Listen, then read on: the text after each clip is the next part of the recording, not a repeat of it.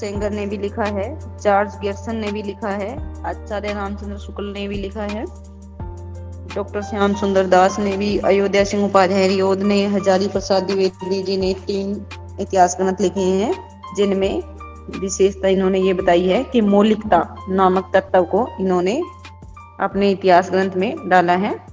इसके बाद राम कुमार वर्मा ने भी हिंदी साहित्य का आलोचनात्मक इतिहास लिखा है, यानी इन्होंने आलोचनात्मक दृष्टिकोण अपनाते हुए साहित्य इतिहास ग्रंथ लिखा है। इसके बाद धीरेन्द्र वर्मा ने भी लिखा है, और धीरेन्द्र वर्मा के बाद जो साहित्य इतिहास लेखक है वो सामूहिक रूप से काम करने लगे हैं।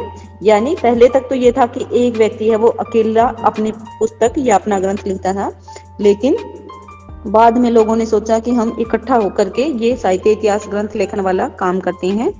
तो लगभग 100 लेखकों ने मिलकर के साहित्य इतिहास ग्रंथ लिखा था, और वो नागरी प्रचारणी सभा काशी के द्वारा प्रकाशित करवाया गया था 18 भागों में, जिनमें से रीतिकाल नामक जो छठा भाग था उसका संपादन कार्य डॉक्टर नगेंद्र जी ने संभाला था।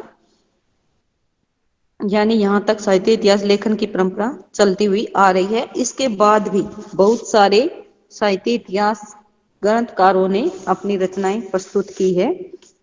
तो इसमें अगला जो नाम आता है वो डॉक्टर लक्ष्मी सागर वारसे जी का आता है। इन्होंने साहित्य इतिहास ग्रंथ से संबंधित 2 ग्रंथ लिखे हैं, साहित्य इतिहास से संबंधित, हिंदी साहित्य इतिहास से संबंधित, जिनमें आधुनिक हिंदी साहित्य सन 1850 से 1950 तक के कवियों को या विशेषताओं को लेकर के लिखा है। दूसरा इन्होंने लिखा है आधुनिक हिंदी साहित्य की भूमिका सन 1757 से 1857 तक के काल को उसके अंदर समाहित किया है। यानी इस प्रकार से इन्होंने 2 ग्रंथों के अंदर 150 वर्षों का हिंदी साहित्य संकलित कर रखा है। पढ़ते हैं इनके बारे में। डॉक्टर लक्ष्मी सागर वारसे ने 2 साहित्य इतिहास ग्रंथ लिखे, आधुनिक हिंदी साहित्य 1850 से 1900 ईस्वी तथा आधुनिक हिंदी साहित्य की भूमिका 1757 से 1857 ईस्वी। इन दोनों ग्रंथों में 150 वर्षों के हिंदी साहित्य का मौलिक अध्ययन किया गया है। इसमें वारसे जी ने भौगोलिक स्थितियों के साथ साथ सामाजिक और सांस्कृतिक स्थितियों के परिप्रेक्ष्य में तत्कालीन हिंदी साहित्य का मूल्यांकन किया है। कहने का मतलब भौगोलिक परिस्थिति को भी इन्होंने अपने साहित्य इतिहास ग्रंथ में डाला है। सामाजिक और सांस्कृतिक तो होती है, और 150 वर्षों के हिंदी साहित्य को इन्होंने उठाया है अपनी इन 2 रचनाओं में। उसके बाद नाम आता है डॉक्टर श्री कृष्ण लाल। इन्होंने आधुनिक हिंदी साहित्य का विकास नाम से ग्रंथ लिखा है, जिसमें सन 1900 से 1950 तक के कवियों का या साहित्यकारों का वर्णन किया है। यानी आधुनिक काल के अंदर जैसे हिंदी साहित्य को मुख्य 4 भागों में बांटा गया है। सबसे पहला आदिकाल, दूसरा भक्तिकाल, तीसरा रीतिकाल और चौथा आधुनिक काल है। तो डॉक्टर श्री कृष्ण लाल जी ने सन 1900 से 1950 तक के कवियों को अपने इस ग्रंथ में समाहित किया हुआ है, संकलित किया हुआ है, जिसके अंदर इन्होंने वर्णन किया है महावीर प्रसाद द्विवेदी जी का, मैथिलीशरण गुप्त का, जयशंकर प्रसाद का, सूर्यकांत त्रिपाठी निराला जी का, सुमित्रानंदन पंत जी का, प्रेमचंद, जैनेन्द्र कुमार, रामचंद्र शुक्ल आदि साहित्यकार और उनकी कृतियों का विवेचन इन्होंने आधुनिक हिंदी साहित्य का विकास में किया है। आधुनिक हिंदी साहित्य के विकास को समझने के लिए डॉक्टर वारसे तथा डॉक्टर लाल के ग्रंथ काफी उपयोगी हैं।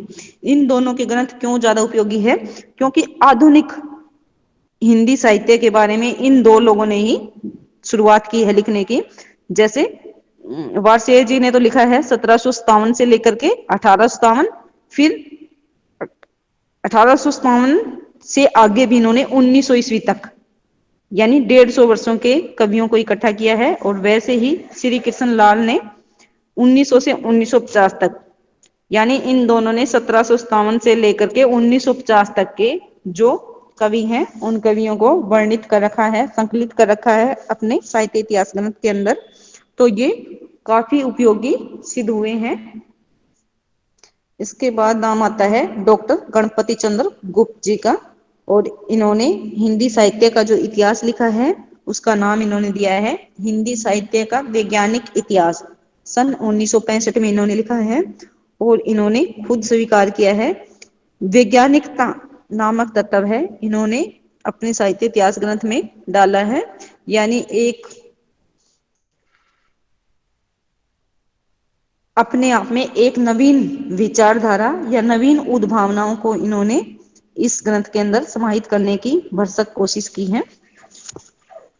हिंदी साहित्य इतिहास लेखन परंपरा को विकसित करने में डॉक्टर गणपति चंद्र गुप्त का विशेष योगदान रहा है। उनके द्वारा लिखित ग्रंथ हिंदी साहित्य का वैज्ञानिक इतिहास सन 1965 में प्रकाशित हुआ। वस्तुत गुप्त जी ने अनेक वर्षों के मौलिक चिंतन के पश्चात कुछ नवीन उद्भावनाओं के साथ इस ग्रंथ को लिखा है। इस ग्रंथ की कुछ उल्लेखनीय विशेषताएं इस प्रकार से हैं। जैसे पहला नंबर इनका ये है कि इन्होंने अपने इतिहास ग्रंथ में वैज्ञानिक व्याख्या के लिए सृजनात्मक व्यक्तित्व परंपरा वातावरण आदि को ध्यान में रखा है। यानी जो सृजनात्मक शक्ति है उसके सृजनात्मकता है उसके उससे परिपूर्ण व्यक्तित्व की उस समय की परंपरा की और उस समय के वातावरण को इन्होंने विशेष रूप से अपने साहित्य इतिहास ग्रंथ में डालने की कोशिश की है।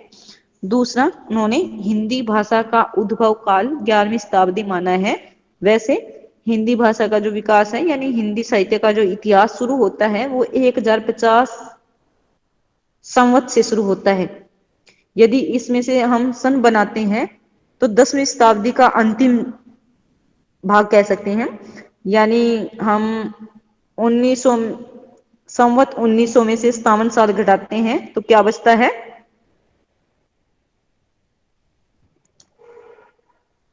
बोलो क्या बचता है। 1900 में से 57 जब घटाते हैं तो 1843 सन 1843 बचता है। तो 19वीं शताब्दी का अंतिम अंतिम क्या उत्तर 19वीं शताब्दी बोल सकती हैं उतरती हुई।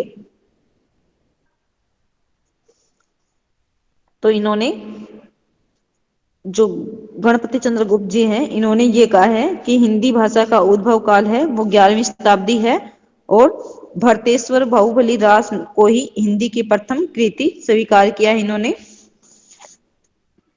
इन्होंने एक और विशेषता बताई है अपने साहित्य इतिहास ग्रंथ की। वीर गाथाकार भक्ति काल और रीति काल को इन्होंने भ्रामक माना है यानी भ्रम पैदा करने वाला माना है इन्होंने। गुप्त जी ने भक्तिकालीन प्रेमाख्यानक काव्य परंपरा को शुद्ध भारतीय काव्य परंपरा घोषित किया है। साथ ही उन्होंने भक्ति काव्य में शिव पार्वती दुर्गा ध्रुव भक्त प्रहलाद भक्त तथा सुदामा आदि से संबंधित लगभग 100 काव्य ग्रंथों को भक्ति काल में स्थान दिया है। यानी जैसे आचार्य रामचंद्र शुक्ल जी ने जो भक्ति काल नाम दिया है उस भक्ति काल में उन्होंने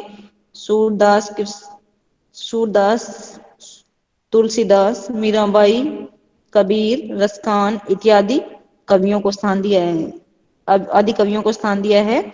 लेकिन डॉक्टर गणपति चंद्र गुप्त जी है वो शिव पार्वती दुर्गा ध्रुव प्रहलाद इत्यादि देवी देवताओं को भी इसके अंदर समाहित किया है। उनसे संबंधित ग्रंथ बातों को भी अपने साहित्य इतिहास ग्रंथ में डालने की कोशिश की है। उसके बाद आता है नगेंद्र। नगेंद्र ने वैसे सामूहिक रूप से जो काम कर रहे थे उन लोगों के साथ भी काम किया है। जैसे नागरी प्रचारणी सभा ने जो साहित्य इतिहास ग्रंथ प्रकाशित करवाया था 18 भागों में, तो उन लोगों के साथ भी इन्होंने काम किया है जिसमें जो छठा भाग है रीतिकाल उसका अलग से संपादन किया है। और उसके अलावा भी इन्होंने हिंदी साहित्य का इतिहास नाम से ग्रंथ भी लिखा है। और उनके द्वारा जो ग्रंथ लिखा गया है यानी सामूहिक रूप से जो ग्रंथ लिखा गया है उसमें अलग अलग व्यक्ति काम कर रहे हैं तो अलग अलग दृष्टिकोण आ जाने स्वाभाविक है। मान लो कोई एक व्यक्ति है वो अपना काम अकेला कर रहा है तो उस काम में उसकी दृष्टि यानी जिस प्रकार से वो अपने तरीके से उस काम को करना चाहता है वो अपने तरीके से करेगा। और जहां पर सामूहिकता आ जाती है यानी अलग अलग विचारधारा वाले व्यक्ति आ जाते हैं तो वहां पर विचारों का मतभेद हो जाना भी स्वाभाविक हो जाता है। तो इनके द्वारा जो इतिहास ग्रंथ लिखा गए हैं हिंदी साहित्य इतिहास लेखन की परंपरा में डॉक्टर नगेंद्र द्वारा संपादित हिंदी साहित्य का इतिहास एक महत्वपूर्ण ग्रंथ है। आज यह ग्रंथ सभी शिक्षकों तथा विद्यार्थियों के लिए सर्वाधिक उपयोगी ग्रंथ माना गया है। सामूहिक प्रयास होने के कारण इस ग्रंथ में कुछ सत्रों पर दृष्टि भेद का होना स्वाभाविक है।